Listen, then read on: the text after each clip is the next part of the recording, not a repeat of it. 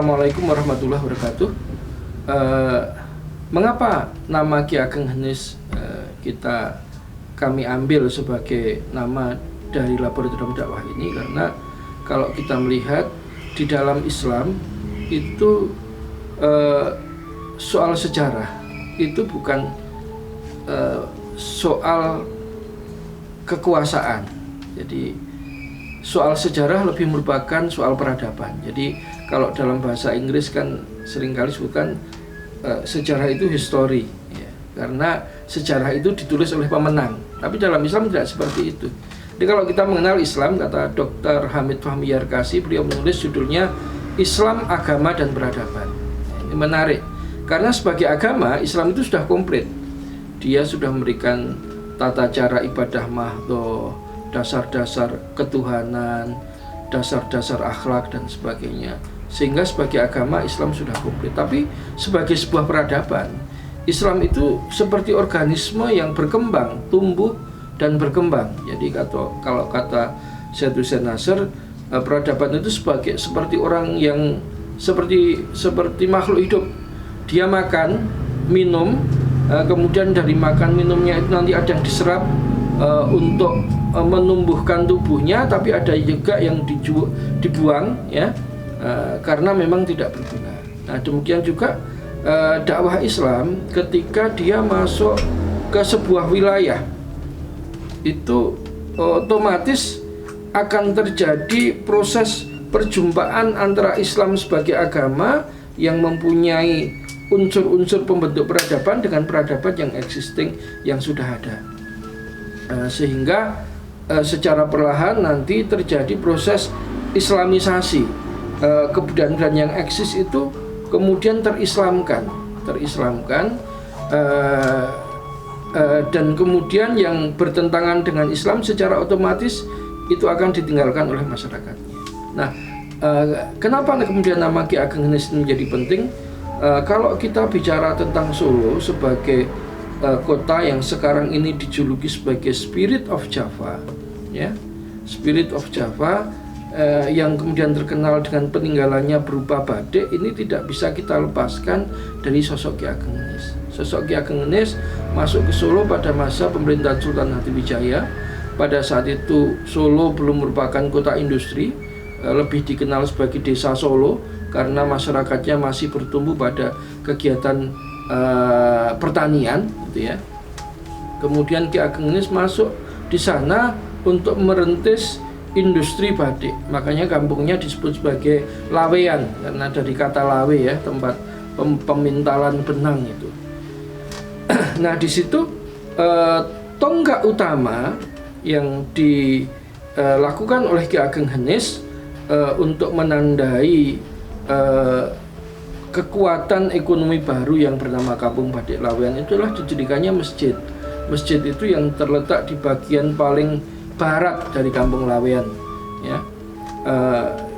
Itu masjid tertua yang ada di Solo. Daerahnya namanya Beruan karena desa itu dulu ada di bawah kepemimpinan spiritual seorang pendeta Hindu namanya Ki Ageng Beluk, sehingga disebut sebagai Beluan. Dan memang pada saat itu Hindu sedang mengalami kejatuhan karena di pusatnya sendiri di India itu dia ditaklukkan oleh dinasti Mughal, sementara kalau di Indonesia itu aliran tantrisme yang menyimpan banyak ritus-ritus yang dalam tanda kutip menyimpan ritus-ritus yang bersifat kengerian terhadap kemanusiaan itu sedang muncul, sehingga ketika Islam datang dibawa oleh Ki Ageng Henis, Ki Ageng Beluk ini mempersilahkan Ki Ageng Henis untuk mendaftarkan Islam di sana, dan jadilah akhirnya kita dapat melihat Kampung Batik Lawean. Sampai sekarang Kampung Batik Lawean itu masih menjadi kampung yang corak penduduknya itu masih paling Islami dibandingkan dengan wilayah-wilayah lain yang di kota Solo. Jadi masih merupakan basis para santri lah. Baik kultur perdagangannya, kultur politiknya, itu kekuatan Islam masih dapat dilihat di Lawean. Nah, kemudian selain itu kita dapat melihat bahwa apa yang dirintis oleh Ki Ageng Henis, yaitu berdirinya Kampung Laweyan yang merupakan pusat industri batik itu ternyata masih mampu bertahan hingga kini, dan batik itu menjadi ciri khas, salah satu ciri khas utama dari Kota Solo. Sehingga apa yang dirintis oleh Ki Ageng Henis ini menurut saya adalah pijakan yang kuat bagi perkembangan selanjutnya Kota Solo, bahkan sampai akhirnya ketika Keraton Mataram terpecah menjadi dua, salah satu pecahannya juga mendirikan Keraton Mataram Islam di Kota Solo. Nanti masjidnya yang besar memang Masjid Agung, tapi usia Masjid Laweyan itu jauh lebih tua daripada Masjid Agung. Kemudian yang ketiga, yang selanjutnya lagi, Masjid Laweyan ini menyimpan sejarah yang belum kita gali. Karena kalau kita melihat makam-makam yang ada di belakang masjid, itu tertulis nama-nama yang cukup terkenal. Jadi misalkan yang saya ingat itu selain Ki Ageng Henis ada Nyi Ageng Pandanaran, gitu ya. Ki Ageng istrinya berarti istrinya Ki Ageng Pandanaran ya. Padahal Ki Ageng Pandanaran itu dikenal sebagai tokoh yang luar biasa dakwahnya, gitu ya.